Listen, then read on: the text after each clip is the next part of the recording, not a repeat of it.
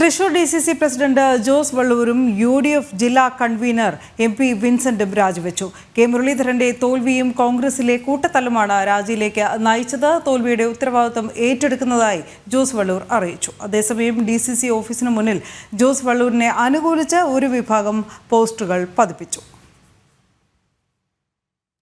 ലോക്സഭാ തെരഞ്ഞെടുപ്പിലെ കനത്ത പരാജയവും DCC ഓഫീസിലെ തമ്മിലടിയിലും കോൺഗ്രസ് നേതൃത്വത്തിന്റെ നിർദ്ദേശപ്രകാരമാണ് രാജി.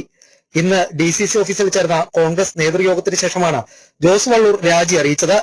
തമ്മിലടിയിൽ തനിക്ക് പങ്കില്ലെന്നും എന്നാൽ നിലവിലെ സാഹചര്യത്തിൽ രാജിവെക്കുന്നതായും MP വിൻസെന്റും പറഞ്ഞു. രാജിക്ക് പിന്നാലെ ജോസ് വള്ളൂരിനെ അനുകൂലിച്ച് ഒരു വിഭാഗം കോൺഗ്രസ് പ്രവർത്തകർ രംഗത്തെത്തി. തെരഞ്ഞെടുപ്പ് പരാജയത്തിലെ യഥാർത്ഥ കുറ്റക്കാരെ സംരക്ഷിച്ച് ജോസ് വള്ളൂരിനെ ബലികൊടുക്കുകയാണെന്നായിരുന്നു ആരോപണം. അങ്ങോട്ട് പോയിട്ടുണ്ടാക്കിയിട്ടുള്ളതല്ല, ഇങ്ങനെ പറഞ്ഞിട്ടുണ്ടാക്കിയിട്ടുള്ളതല്ലാണ്.